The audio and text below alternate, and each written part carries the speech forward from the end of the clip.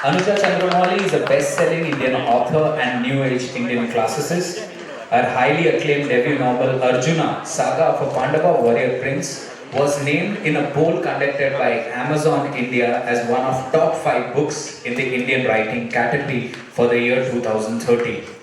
Her latest book, Shakti, The Divine Feminine, is a definitive work on Mother Goddess. Joining her is Suhail Mathur, author of the Bhairava Putras, currently nearing its fourth print run, which has been on the #1 bestseller on Amazon 8 times in a row.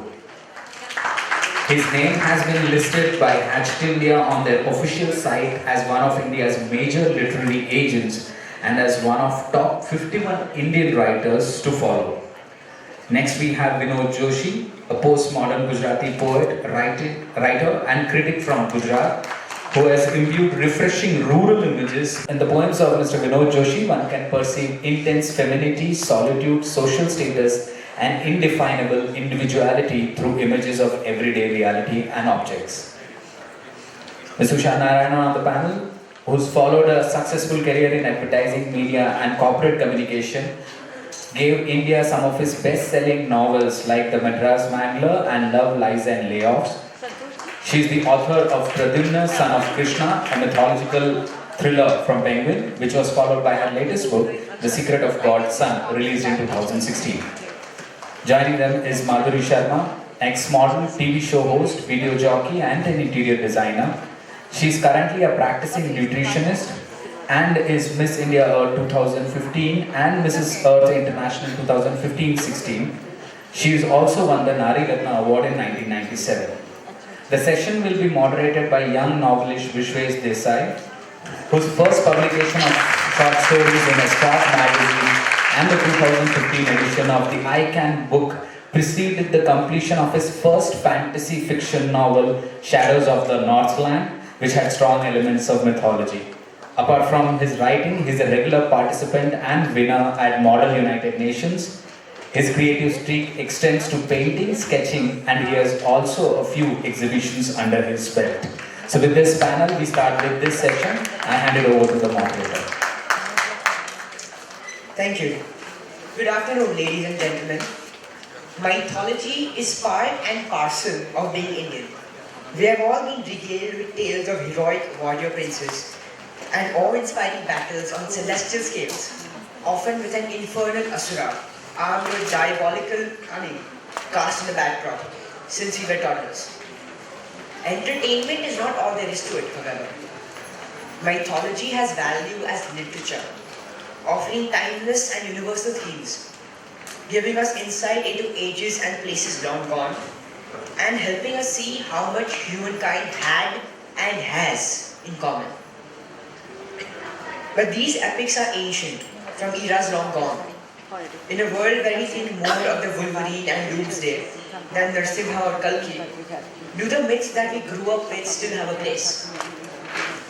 The Indian public certainly thinks they do. With the advent of the works of authors like Amish Tripathi, Ashok Banker, and of course our esteemed panelists, the mythology genre is sweeping Indian publishing. So, panelists, in your opinion, what is it that about mythology that never fails to draw readers?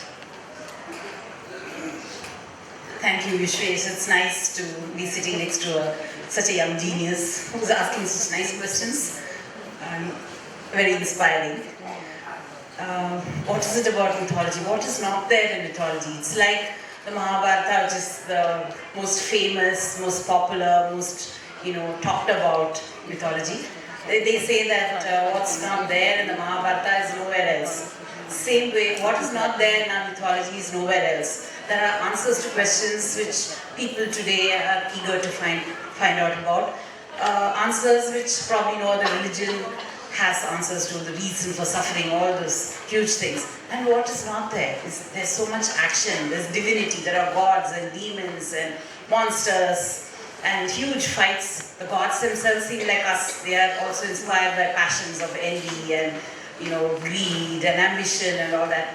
And in all those ways, I think our elders, our ancestors brought us a lot of lessons and beautiful stories where we don't notice that they are also inculcating some principles and values in us on what we should do, what we should not do, how we should make our life better, how our choices determine our destiny.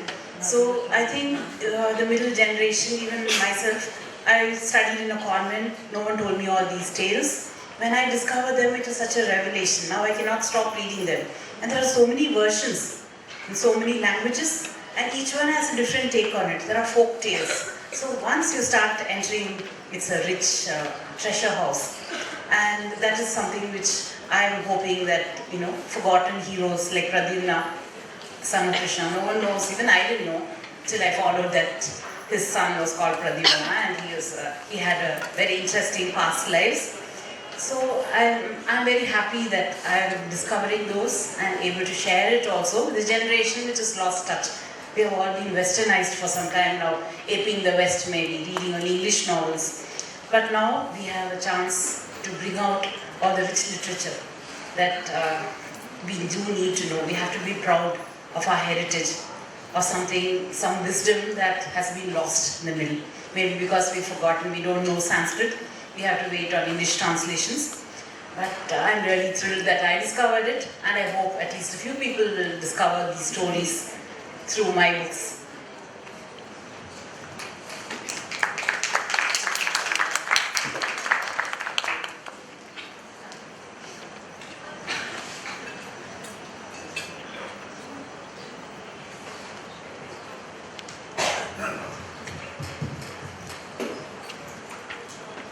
ગુજરાતીમાં બોલું. માઇથોલોજીમાં myth શબ્દ છે, MITH. એનો અર્થ થાય છે જૂથ.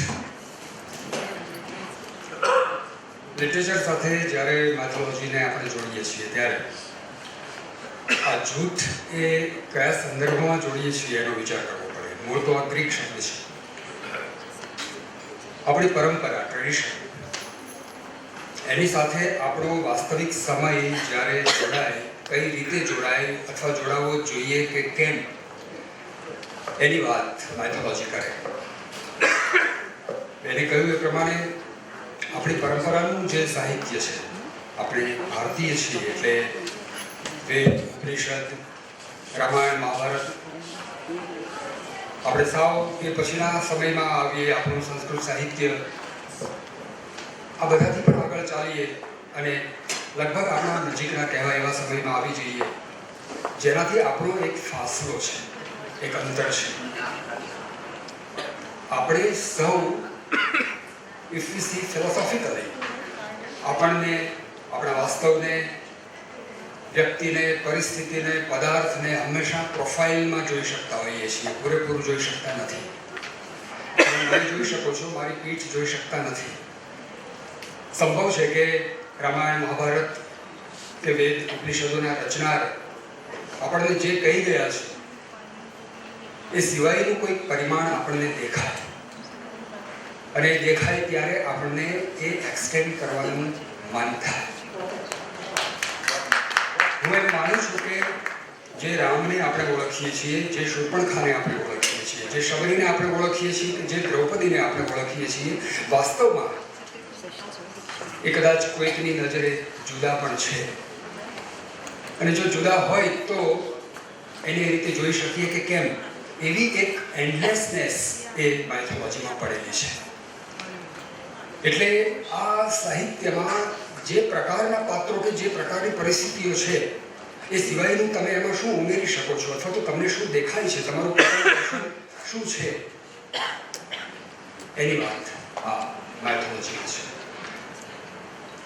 હું એમ કહેવા ચાહીશ, એક દાખલો આપીને, બર્નાર્ડ શોને કોઈએ પૂછ્યું કે તમે મોટા નાટ્યકાર કે શેક્સપિયર? બર્નાર્ડ શોએ કહ્યું કે ચોક્કસ હું. સાંભળનારને એમ થયું કે બર્નાર્ડ શો જરા શેખી મારે છે, એટલે કે એવું કંઈ હોય તો હું એટલા માટે મોટો નાટ્યકાર છું કારણ કે હું શેક્સપિયરના ખભા પર ઊભો છું અને એટલે વધારે દૂર જોઈ શકું છું, માટે હું મોટો નાટ્યકાર છું. માઇથોલોજી રિલેટેડ જે લિટરેચર છે, આજે લખાયેલું જે સાહિત્ય, જે કોઈને કોઈ પરંપરાને અનુસરતું આપણે જોઈએ છીએ, એ કોઈ ખભા પર ઊભેલું છે અને એટલે વધારે દૂર જોઈ શકે છે અને એટલે એ વધુ પ્રશસ્તિ પાત્ર છે. અને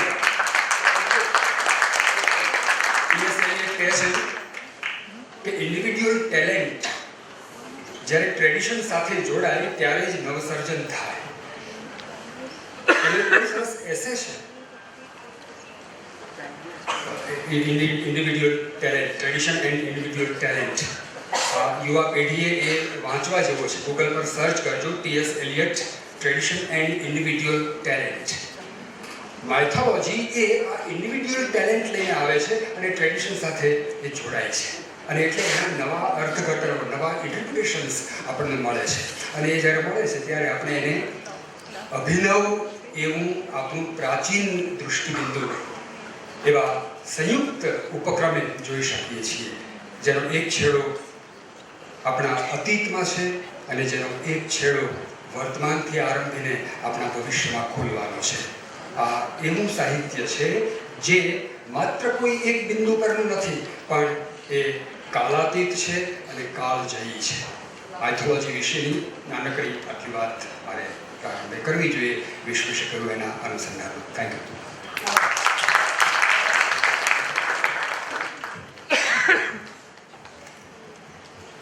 So how many of you believe in magic? Let's see your show of hands, please.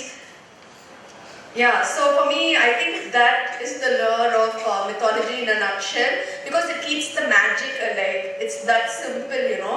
From when we were children, we believed in fairies, we believed in magic, but as you grow up, you look around you and a little part of that magic is lost, right? Like today we look around and we talk about cleaning up our country. Every level, you know, we want to clean up the streets, we want to clean up our government, we want to do it all, and there's so much dissatisfaction, right, with how things turned out. Whereas mythology, it keeps it alive, it keeps the magic alive, it represents all that was glorious and amazing about being Indian. Okay, and we hope to recapture that someday. We need to believe that someday all that is lost to us, we will get it back. We need to believe that, and I think mythology is what does it. Madhuri, if you'd like to share your thoughts.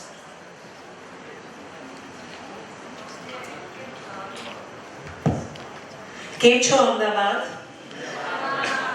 I feel like I'm home when I'm in Gujarat because I am Gujarati and married to Punjabi, and it feels lovely to be here in Ahmedabad.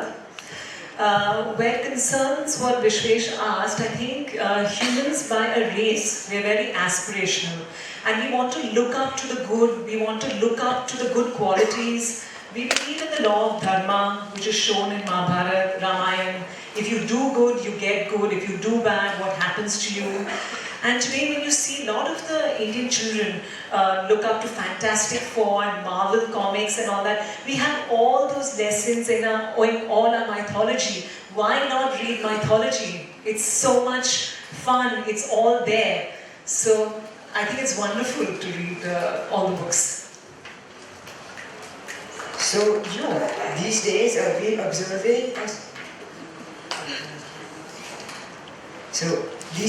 observing a surge in works related to mythology. So, if you compare the number of works in mythology written by Indian authors today as compared to, let's say, 20 years ago, there's a huge difference. So, why do so many authors in India today adopt this genre? Anuja, Suhail, Ushaji, you've written books in this mythology genre. So, what is your... I think the only exposure we had in recent times to mythology is Amar Chitra Katha, comics. How much can they show in pictures? But there are so many other things, so much more depth that you cannot bring out in a comic book. So a lot of people who reviewed Pradyumna when I first wrote it, there was a small book called Pradyumna, Son of Krishna, in Amar Chitra Katha. There's so much more about him. He had so many past lives. We didn't know all that. It brings us back memories of, childhood and hearing tales from our grandmothers. Nowadays, how many grandmothers are around? How many joint families are there? We have no exposure to all those ancient tales. And sadly, Indians do not respect our own religion or our tradition or our heritage, even if whether it is yoga or whether it is mythology. When a foreigner comes and says yoga is very good, it helps you to preserve your health, only then we appreciate it. What we have we don't value. That's always the case. We always think the grass is greener on the other side. But this is a revival of an understanding of what it means. All these stories, it doesn't mean that the gods are fighting with each other. It's just in order to tell us how, hatred or, krodha, karma, all those things they talk about as causing bad effects. Like Madhuri was saying, when you do good, it comes to you as good karma. When you do bad, it comes to you as bad. It's not that it is fate. So you're destined to live a bad life just because it's your fate. It is something we make. We make our choices, we decide. I think that understanding in a world where it's so stressed out, there's so much negativity, you turn on the news, you find such horrible stuff going on, mother killing her daughter and stuff like that, which really makes you feel creeped out. You wonder, what is the world coming to? So when you read this, you get a reinforcement, a revival of faith, of hope, of light, of light in the midst of darkness. I think our mythology represents that. We live in Kali Yuga after all, the last of the ages, before the apocalypse, before the pralaya, before the world is supposed to come to an end. So in this dark age, we need some light, we need some hope, we need some positivity.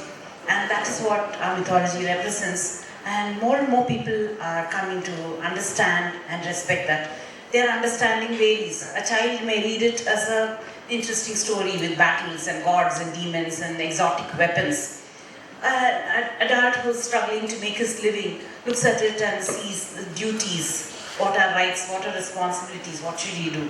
An older person, maybe, or a more sensitive person, it doesn't have to be related to age, they see the truth underlying all these philosophies. The Gita makes more sense to them than it did maybe when they just read it. So I think we are sitting on a treasure trove of stories. And I'm very happy that this revival, and everyone brings to it their own version. Sometimes they write from Urmila, Lakshman's wife's point of view, or Draupadi's point of view. They write from the Asura's point of view, whether it's Duryodhana or something. Or in my case, I write about forgotten heroes or unknown heroes we have not heard about.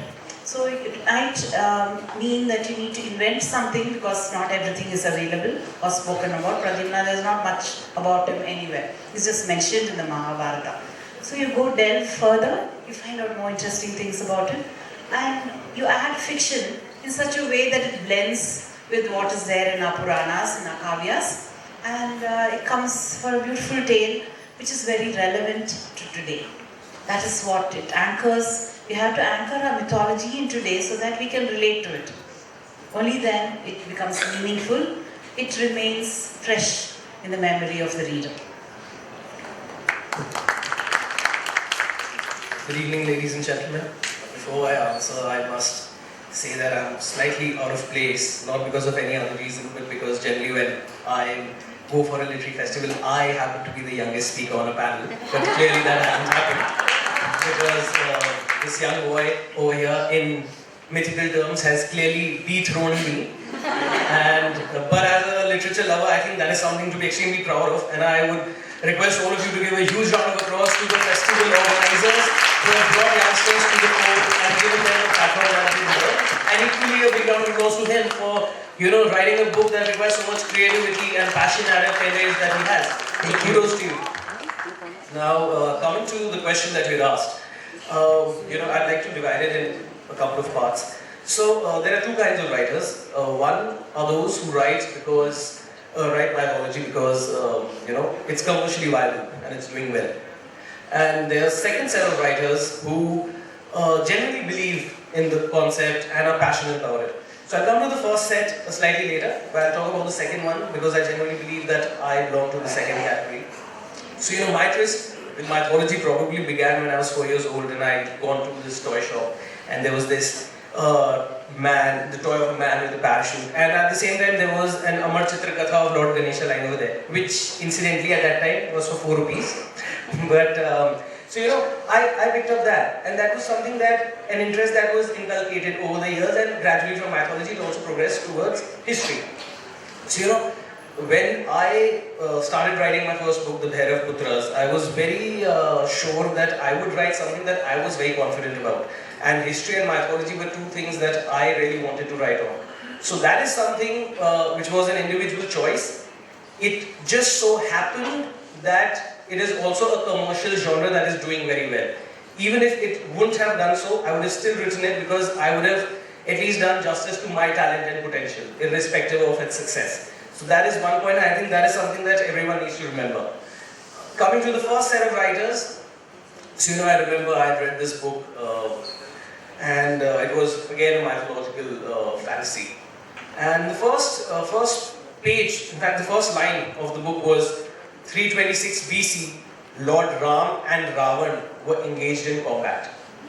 So 326 BC was basically when Chandragupta Maurya was in India. So you're actually making Lord Ram and Ravan contemporaries of Chandragupta Maurya. So not only is that bad writing, that is also bad editing, and it clearly shows that a book has been brought out just for the sake of cashing in on the prevalent success. Also, as a literary agent, I also came across a book where someone had written on a book on Kalki. The first line of the book was Kalki, the ninth avatar of Vishnu. So when you make ninth avatar of Vishnu, so when you make such colossal errors, it proves that you're writing to be a part of the race, even though it doesn't come naturally to you. So thank you. So that is the point. As far as your last question is concerned, as to with godly intervention, the book became a national bestseller, right?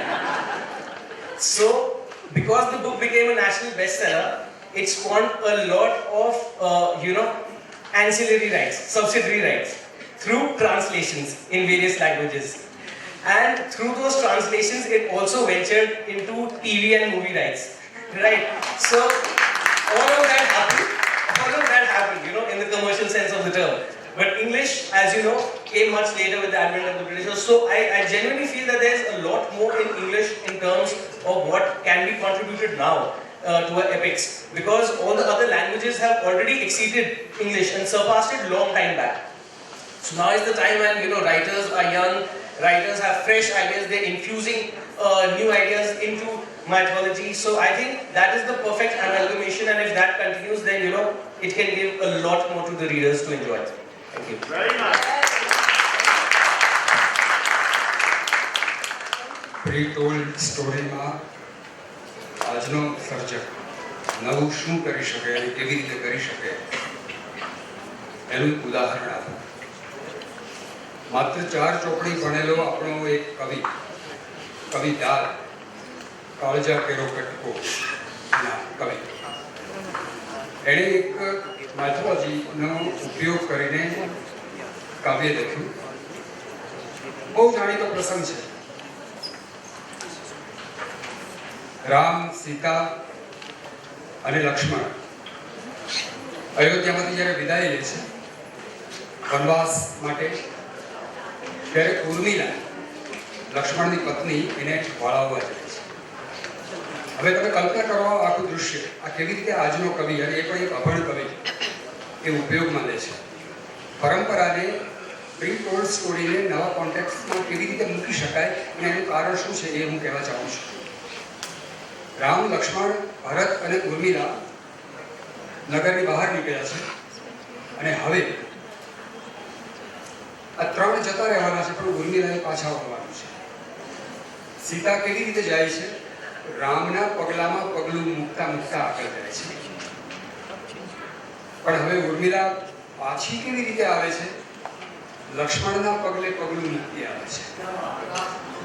પણ કેવી રીતે સીતા રામના પગલામાં સીધું પગલું મૂકી શકે છે, જ્યારે ઉર્મિલા લક્ષ્મણના પગલામાં પગલું મૂકે છે ત્યારે એ ઊંધું પડે છે, અને એને કારણે એ લડખડે છે. આ એનું લડખડવું એ કવિએ કેવી રીતે મૂક્યું છે? એમાં આખો ઉર્મિલાનો પોતાના પતિના જતા રહેવાનો જે આખો વિરહનો ભાવ છે એ વ્યક્ત કરવા માટે માઇથોલોજીનો કેવો ઉપયોગ કર્યો. હવે આ તો એક અભણ કવિ છે, અને એ આ પગલે પગલું આમ ઊંધું ચત્તું કરી અને આ આખી વાત કરી આપે છે. તમે જુઓ કે આ પ્રી-ટોલ્ડ સ્ટોરી એ નવા કોન્ટેક્સ્ટમાં, અને એ પણ એક સનાતન ભાવને લઈને આવે છે. શબરી એ શબરી છે જ નહીં, એ તો પ્રતીક્ષા છે. આખું આપણા ભાવનું મૂર્ત સ્વરૂપ છે શબરી નામનું તો એક પાત્ર છે. આપણે ફેક્ટ અને ફિક્શનની વાત કરી રહ્યા છીએ, પણ આપણે એની વચ્ચેનું એક તત્વ ભૂલી જઈએ છીએ, અને એ છે વિશ્વાસ. આપણને શબરીમાં વિશ્વાસ છે, કારણ કે આપણને પ્રતીક્ષામાં વિશ્વાસ છે.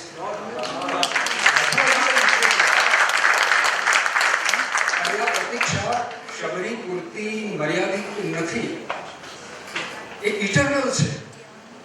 એ સમયે પણ હતી અને આજે પણ છે, અને એટલે શબરી મરી નથી, અને માટે આજે પણ શબરી પ્રસ્તુત છે, અને આજે સાહિત્યમાં આજની કવિતામાં પણ પ્રસ્તુત છે.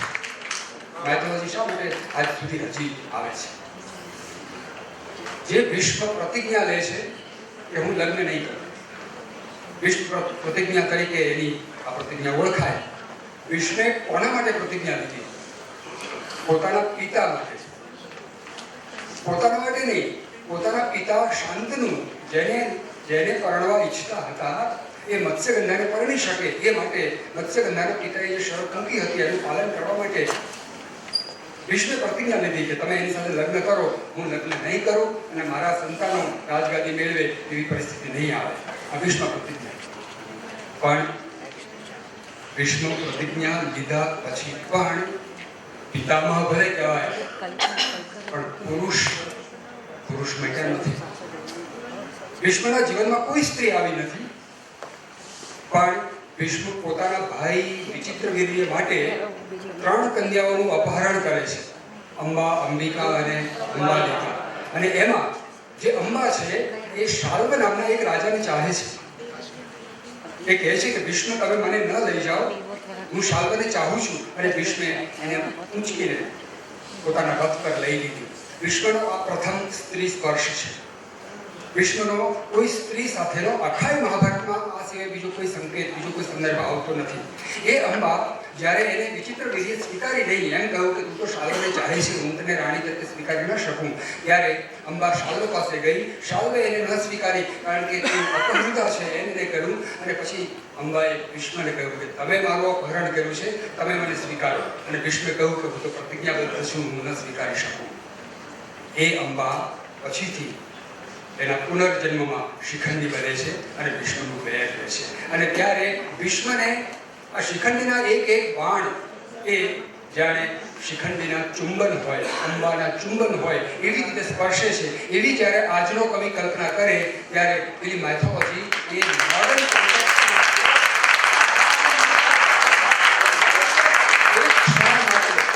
એક ક્ષણ માટે જે સ્ત્રીને પોતે સ્પર્શીને ચાહી લીધી હતી, એ સ્ત્રીને એના બાણને ઝીલીને પોતે જાણે ચુંબન છે એવી કલ્પના કરે. એ ભીષ્મ એ કોઈ પાત્ર નથી, પણ એ પ્રેમની તીવ્ર ઝંખનાનું આવેદન છે. માઇથોલોજી એ મોડર્ન કોન્ટેક્સ્ટમાં આવી રીતે આવે છે. આ એક દાખલો આપ્યો, સમય હશે તો એક બીજો પણ આપીશ. Thank you, sir. So, while growing up, morality was always black and white. Our first interactions with mythology only reinforced that. But as we meet new people and encounter new situations, we realize that black and white is impossible, and not just in Game of Thrones. What if Ravan was not so evil, or Duryodhan so dastardly? In Asura, Anand Neelkantan makes Ravan his protagonist. In the Palace of Illusions, Chitra Divakaruni follows Draupadi as she grapples with the consequences and implications of marrying 5 men. Just the serious contemplation of that in today's world would be impossible. So, Anuja, you've taken Arjun as a character and followed him through his journeys. What do you think of this? I love that you made that point. And first of all, congratulations to his parents. The kind of depth this kid has. And it makes me sound old when I call him a kid, so I'm going to say my friend here. Vishweshwar, kind of depth he has is simply amazing. Because everyone tends to see things in terms of black and white. Because it's a very simplistic thing to do, very simple thing to do. But it's so true that every single person is composed of shades of grey. And Ram mythology, I also like the villains more than the heroes. And I love to shock people by defending all the bad guys. And it would be horrified. But I genuinely think that all those villains had certain qualities which we can learn from. And no one, according one of the most beautiful things in our Indian mythology, in our culture overall, it's that no one is exempt from divine grace. That's what's been taught to us, and it makes us so tolerant and understanding of the little mistakes people make. We shouldn't give the dog a bad name and hang him. Because nowadays we tend to do that. There's so much hate, so much No red intolerance. wedding. Pardon? No red wedding. Yes, no red wedding in the Game of Thrones. See, too much violence there. Whereas we have violence and we mix it up with something that, this is how to get over the mistakes we make, to forgive and to move on. Irrespective of what it is, who it is, what they do. It's a very comforting thought to know that you can fix your mistakes and move on. Once you do that, there's so much love and warmth to go around, and we become less of the jerks we sometimes behave like nowadays. Thank you. Well, just to add to this, it's a very important point that you raised, about the distinction between black and white. So I actually had the opportunity of working on a TV series that as an additional screenplay writer and in the creative consultation capacity of a show that recently released on Colors called Shani. So while I was working with the production house, the production house had made Mahabharat and they were currently making Suryaputra Karna. And Anuja knows about this, but I'll still continue with it. So, we were having a discussion as to how, when he was making Suryaputra Karna, he was trying to justify acts of Karna which may not have been correct, but because his titular character was such, he had to do so. So, the producer came up to me and he told me that, Suhail, we recently shot Draupadi's Vastraharana film. So, उसमें ये है that कर्ण ने ये बोला है कि ऐसी औरत को वैश्या कहते हैं. ये लिखा हुआ है. मैं उसको चेंज नहीं कर सकता. But मैं उसको कैसे दिखाऊंगा? ये मेरे ऊपर है. How I project it. So you go home and you take a look at the video. So I said, all right, fine. So I went and I saw. So if you see the 1988 version of the Mahabharata, you'll see Karna sitting and saying, ऐसी औरत को तो वैश्या कहते हैं. That's how it is. In this version, you have a very dramatic scene happening with Duryodhan standing and, pointing towards Karna and saying, बताओ मित्र, एक औरत जो 5 पुरुषों के साथ रहती है, उसे क्या कहते हैं? And Karna is, नहीं, मैं नहीं बताऊंगा. मित्र, तुम्हें बताना होगा. नहीं, मैं नहीं बताऊंगा. तुम्हें हमारी दोस्ती की सौगंध, ऐसी औरत को क्या कहते हैं? वैश्या कहते हैं. So that is the difference in interpretation when you are projecting your characters as titular heroes. So that's one point that I wanted to bring up. Thank you. So, it is often said that the Ramayana is one-dimensional as opposed to the multi-dimensional Mahabharata.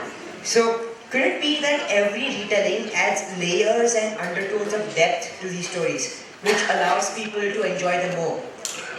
Maybe part of the attraction is how it allows readers to get to know an ancient time better through the author's research and imagination, as with the Immortals of Meluha series by Amish Tripathi. So, Usha ji, you looked at the Mahabharata from a very different viewpoint with Pradyumna. So, what do you think of this? Ramayana featured Rama, who was ideal king, maybe the ideal ruler, not really an ideal husband. Today, everyone takes offense. Why did he leave a pregnant Sita in the forest and go away? He was true to the dharma of that age. They say that dharma changes with each yuga. In Krishna's age, he had to do all that he did. Maybe he lied. Maybe he said, I'll take up the chakra when he had promised that he would not, use any weapons. But when Arjuna hesitated, he knew what was lying in balance, that he has to kill all these bad people. The world is skewed and only evil is succeeding. So each age has its own dharma, they say. And Rama was the ideal king, maybe not the ideal husband, or not even maybe the ideal father. He's going to have a child and he just leaves his wife in the forest. All women object to that. And it's very difficult to justify that, isn't it? But that was what he's called, Maryada Purusha. He is the ideal man of that age. Krishna, maybe he tells lies. He tells him, to say that Ashwatthama is dead when actually he's not. He covers his son with his chakra so that they think that his sun has set. So Jayadratha can be killed. So he does all those things. He maybe sacrifices Gadogaja, who has come to help his uncles and his father, by making him fall prey to the Shakti Astra which would have brought down Arjuna. So in those ways, he shows that this has to be done, this task has to be accomplished, and he is beyond Dharma. So Mahabharata has a lot of great characters. You can even regard Krishna as a great character in that way. So that way, I think Mahabharata has more layers. It's truer to what lives we lead. We can't say we are going to be perfect, we are going to be this person, we get stoned the next day when we go out, we only speak the truth. Because we need to survive. We need to accomplish something which is an ultimate purpose, and that way Mahabharata is closer to us. It's closer to our Kali Yuga. Because he lived when Kali Yuga was going to dawn. He was in the Dwapara Yuga, whereas Rama was in a purer age. So that's what they say, that Dharma varies according to ages, and we are able to relate more to Mahabharata, which is why there are so many retellings, so many versions, people picking up smaller characters and making them the heroes. Because we want to know what happened. Satyaki, why was he what he was? Aswatthama, was he a hero or a villain? Why did he do what he did? He's supposed to be a Rudra, one of Shiva's manifestations. Then why is he going around, shooting this astra and all the Pandava children are killed? So there are so many questions. So it is an eternal, debate, and it's very fascinating for all of us. Younger readers. So, with scores of young Indian readers being drawn to Greek, Norse, and Egyptian mythology through the works of authors like Rick Riordan, how do you think we can ensure that young Indian readers enjoy Indian mythology? And are any of you planning on writing for younger readers yourself? My daughters keep asking me to write something that they can read, because I told them they can't read my books. With the exception of Arjuna, I told them don't touch my books till you're 18. It's a strict rule in the house. So they say, Mom, why don't you write something for us? I would say that it's more challenging to write for adults, because given the material we're dealing with, it's more suitable for adults. But that said, for my daughter's sake, I try to strike a balance. I write books that are strictly for adults, and I hope they become as passionate about mythology as I am. And I go around doing storytelling sessions with children, because nowadays I think because of smartphones and iPhones, my 2-year-old was far more tech savvy than I am. It's embarrassing to admit it, but that's the reality of it. So but one thing hasn't changed at all. When people say that reading's dead and all that stuff, I disagree, because the magic of storytelling is very much alive. Children love stories. They adore people who tell them stories. So Ramayana and Mahabharata, I do Ramayana as well as Mahabharata storytelling sessions, and the response is amazing. The children love it. They can remember all the names, the complex twists and turns, and they all gather on me and make me feel like a rock star. And they won't let me leave also. So it's I think it's a beautiful experience working with children, and it's a way of striking a balance for me. I will continue writing only for adults, but I balanced out by keeping the storytelling tradition alive, because that's how it originally started.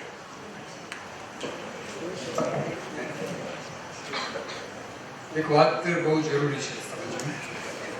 ભાવ અને અભિવ્યક્તિ એ બંનેને જુદા પાડીને સમજવા છે. ભાવ છે એ શાશ્વત છે. એ ભાષા નહોતી ત્યારે પણ હતા. સાહિત્ય ભાષામાં છે.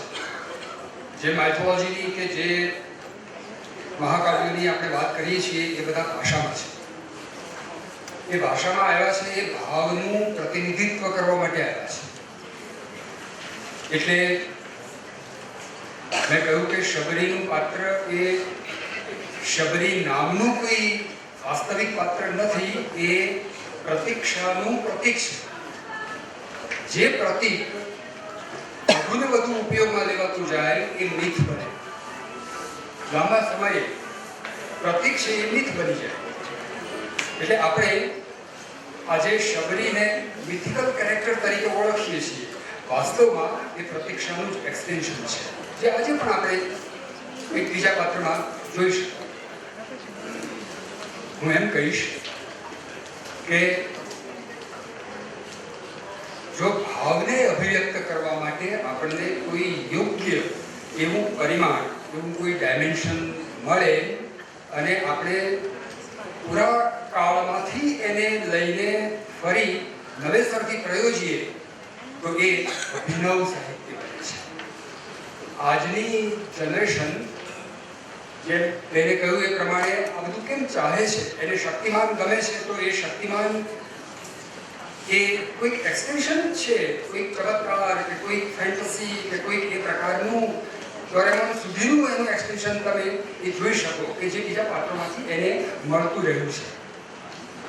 મનુષ્ય હંમેશા ભાવને વફાદાર હોય છે અને અભિવ્યક્તિમાંથી એ પોતાના ભાવને શોધતો હોય છે.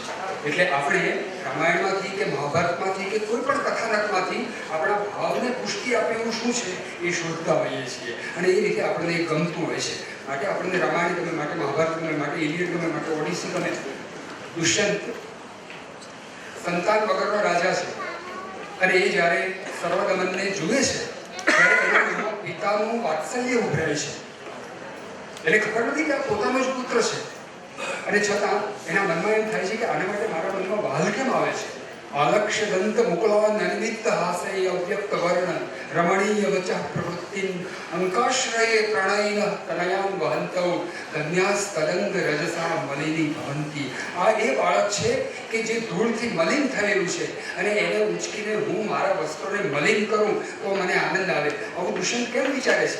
કારણ કે એ સંતાન વગરનો પિતા છે. એને ખબર નથી કે આ સામે જે છે એ પોતાનું સંતાન છે.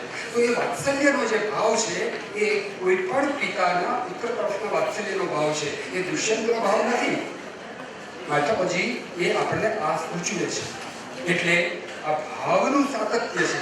આત્મજીની જે મુખ્ય ધરી છે એ આ ભાવના સાતત્યની છે અને જુદા જુદા સમયે જુદી જુદી પરિસ્થિતિઓમાં એ નવા નવા પાત્રોને લઈને એ જસ્ટિફાય કરે છે. એટલે એ રામાયણ મહાભારતના પાત્રો હોય કે આપણા આધુનિક સમયના પાત્રો હોય, એનું જસ્ટિફિકેશન આ રીતે કરી શકાય.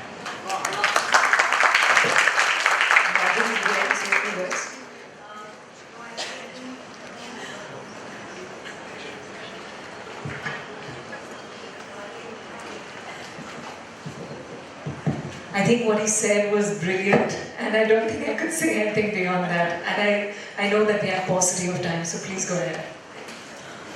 So, because there's a paucity of time, like we can only have 1 or 2 questions from the audience. So, yes, your hand was the first to go up. Yes.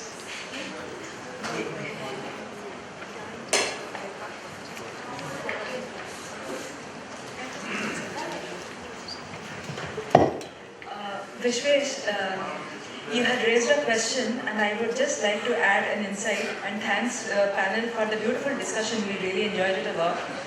You raised a question that why Mahabharata is much more layered than Ramayana, and I'm saying this to you because you are really interested in mythology at such a young age, and I'm very happy to see you.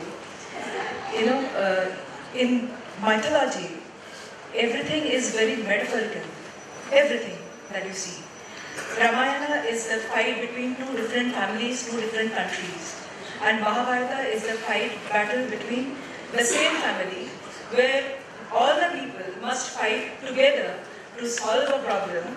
They are fighting within themselves. So that makes Ramayana a battle between finding out villains from outside and battling them. And Mahabharata is battle with self, which is the most difficult battle that any person has ever gone through. And that is the reason Mahabharata is more.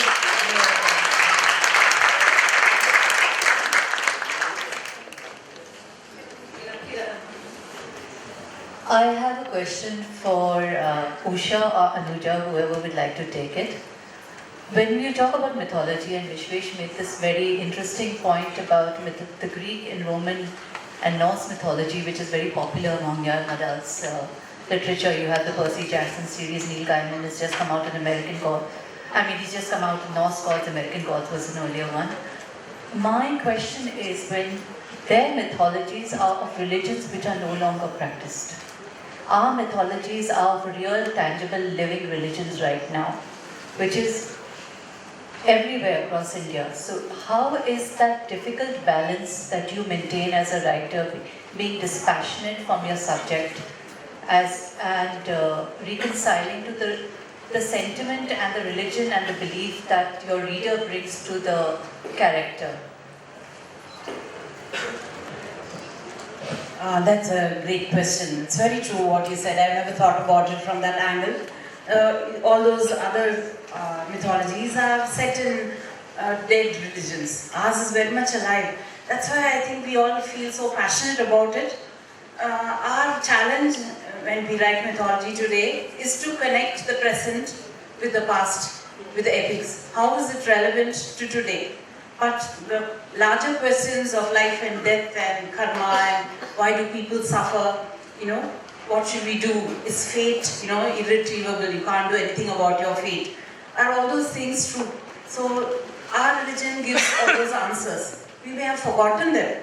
They say even the Gita, what Krishna told to Arjuna, it was not said for the first time. It's just that people had forgotten. It was said to Surya long back. It was said to Manu, who's regarded as the first man. But people forget. So when Arjuna is told that duty is important, you have to do your duty. But then when he has to face Bhishma, who is such a respected figure, and he doesn't want to do it. So we have to keep hearing it again and again. Every day is a struggle. Every day we need to make a choice. To do good or to do bad. To choose this or to choose that. To take this path or to take the other path. So that remains relevant, alive. And when it is rooted in our own, whatever said and done, you all know something about mythology. And it's something which is like home. You may travel anywhere in the world, but the feeling of coming back and coming back to Ahmedabad, eating that dokla, and hearing someone say kincho, that's something which you cannot equal. All the pleasures in the world, all the most luxurious palaces cannot equal your home.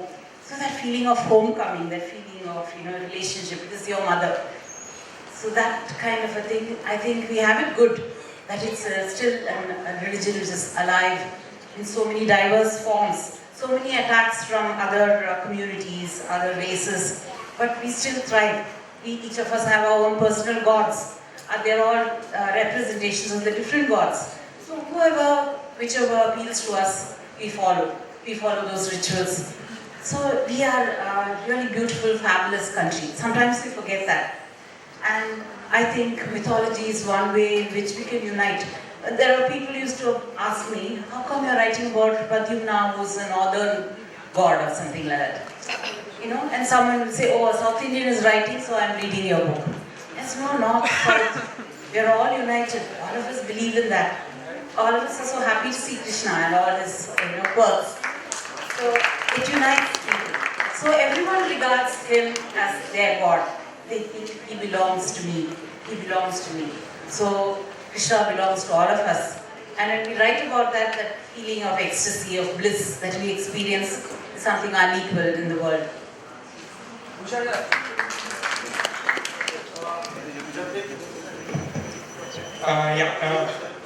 Not a question, but related to mythology, awesome good news, especially for Indians.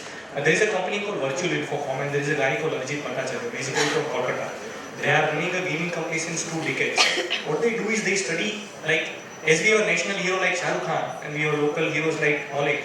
So same way in mythology as well, we have national heroes like Rama and Arjuna. And there are lot of local mythological heroes as well. So what they do is they study national heroes very much in detail and they study local heroes very much in detail. Then they make games out of it. So now they have Indian mythology based lot of characters જે આખી દુનિયા આપણા કેરેક્ટરને લઈને games રમે છે. Good news is એ લોકો એટલું સારું કામ કરે છે કે Marvel series you know 2 of their characters are selected by Marvel to feature in their movie, which is a good news for us. I cannot quote the names of the characters because it's still confidential, but this is what is happening. So in this way also our mythological characters are going to the world, and if we can take our mythological character to the world in any way possible, we should do it, and this is something which is proud for us, so I thought to share with us. Thank you. Thank you, audience. I apologize to the audience and to the panelists for being the Asura who's going to pop up and eat into your discussion, but due to shortage of time, we'll have to do this. I thank the panelists for a wonderful discussion. The experience brought in by Vinod Joshi and Usha Narayan, coupled with the modern rendition to mythology by Anuja, Suhail and Madhuri, have made this a very lively session. But due credit goes to the young moderator for the comprehensive questions that he has posed. And of course, I have to thank all of you because you've been such a wonderful and attentive audience. So we couldn't have asked for a better audience. I would now like to ask Bhushan Mehta to felicitate the panelists as a gratitude to.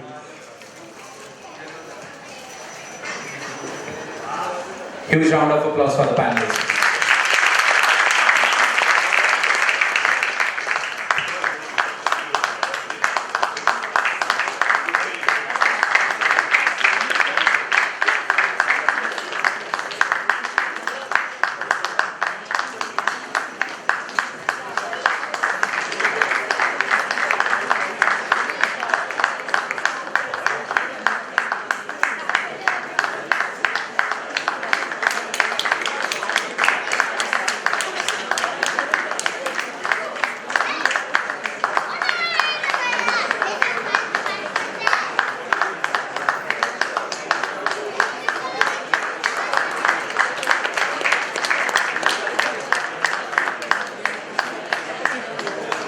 Thank you, everyone.